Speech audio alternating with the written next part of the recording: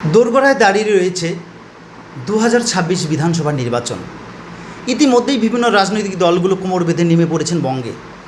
দেখা যাচ্ছে বিভিন্ন প্রদেশের রাজনৈতিক নেতা এবং মন্ত্রীরা পশ্চিমবঙ্গে এসে ভোটের প্রচার করছেন।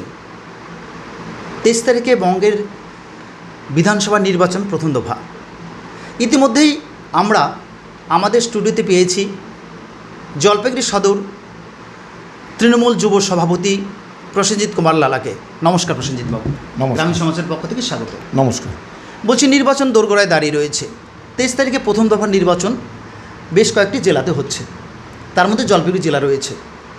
বলছি, আপনি যুব তৃণমূলের সভাপতি, সদর ব্লক সভাপতি, একের সভাপতি, বলছেন এই মুহূর্তে কতটা জনসমাগম পাচ্ছেন? প্রচারে বেরিয়েছেন নিশ্চয়ই বিভিন্ন জায়গায়, কতটা জনসমাগম পাচ্ছেন? দেখুন, যেখানে দলটার নাম তৃণমূল কংগ্রেস আর সদর বিধানসভার প্রার্থীর নাম কৃষ্ণ দাস, সেইখানে কি বিপুল পরিমাণে জনসমাগম সেটা আপনারা স্বয়ং আপনি বিভিন্ন আপনার চ্যানেল বিভিন্ন জনসভায় যাচ্ছেন, বিভিন্ন প্রোগ্রামকে আপনারা পাবলিকের সামনে তুলে ধরছেন।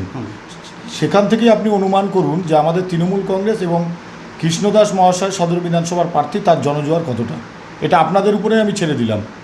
গতকাল এখানে আসামের মুখ্যমন্ত্রীর সভা হলো, একই মাঠে অভিষেক ব্যানার্জির সভা হলো আমাদের সেনাপতির। পার্থক্যটা স্পষ্ট।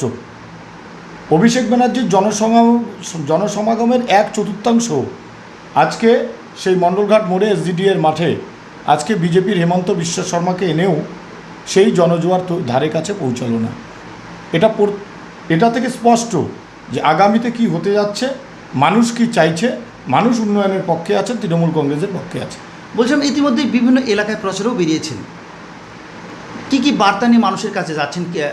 মমতা ব্যানার্জি যে প্রকল্পগুলো চালু করেছে সেগুলো তো প্রচার নিশ্চয়ই করছেন, এবং আগামী দিনে আপনারা নির্বাচিত হয়ে এলে কি প্রকল্প আপনারা চালু করবেন যেগুলো করে উঠতে পারেননি এখনও, সেই ধরনের কী রয়েছে? দেখুন, ভারতবর্ষে আপনি এমন কোনো রাজনৈতিক দল দেখাতে পারবেন না যেই দল তার ভোটারদের কাছে যাচ্ছে তার উন্নয়নের খতিয়ান নেই। মানুষ আমাদের ভোট দেয়, দিনের শেষে আমাদের কর্তব্য, প্রতিটি রাজনৈতিক দলের কর্তব্য আমরা কি করতে পেরেছি, কতটুকু কাজ করতে বাকি আছে। আজকে তৃণমূল কংগ্রেস উন্নয়নের রিপোর্ট কার্ড নিয়ে বাড়ি বাড়ি গিয়ে ভোট চাইছে। আরেকটি দল পাশাপাশি কখনো হিন্দু মুসলমান, হিন্দুস্তান পাকিস্তান ধর্মের নেশা ঢুকিয়ে গোড়া হিন্দুত্ববাদ জাগ্রত করে একটা পার্সেন্টেজকে টেনে সাম্প্রদায়িক সম্প্রীতি বিনষ্টি করে বাংলার মধ্যে ঢুকতে চাইছে। সেক্ষেত্রে তারা বৈধ ভোটারকেও এসআইআরের নামে বাদ দিতে পিছপা হচ্ছে না। আর আরেকদিকে রয়েছে তৃণমূল কংগ্রেসের 100টার কাছাকাছি উন্নয়ন, শুধু নয় পরিকাঠামোগত উন্নয়ন, রাস্তাঘাট উন্নয়ন, কোথাও কলেজ, কোথাও হসপিটাল, দিনের শেষে সেই উন্নয়ন ধারাবাহিকভাবে করে যেতে। এমনকি আমাদের ইশতেহারে যেগুলো থাকে না, মমতা ব্যানার্জি সেই কথা তো রাখেন যেটা বলেন, তারপরেও বাড়তি কিছু দেওয়ার চেষ্টা করেন। যুবসাথী আমাদের ইশতেহারে ধরা ছিল না, বুথ প্রতি 10 লাখ টাকা আমার পাড়া আমার সমাধান আমাদের ইশতেহারে ধরা ছিল না, ভূমিহীন কৃষকদের ভাতা আমাদের ধরা ছিল না। দিনের শেষে আজকে সেটা বাস্তব। আগামী দিনে এরকম বহু পরিকাঠামোগত শিক্ষা, স্বাস্থ্য, কর্মসংস্থান সমস্ত বিষয়ে জোর দেওয়া হবে।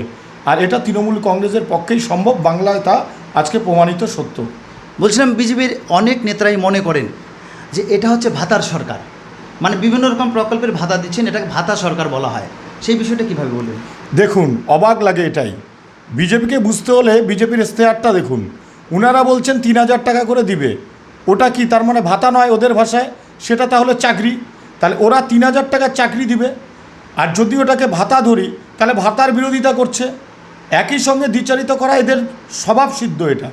আজকে দেখুন, যারা বলছে 3000 টাকা দিব, তারা দিল্লিতে বলেছিল 2500 টাকা করে ওরা লিখিত ইশতেহার প্রকাশ করেছিল, আমরা প্রত্যেকটা মহিলার অ্যাকাউন্টে দিব।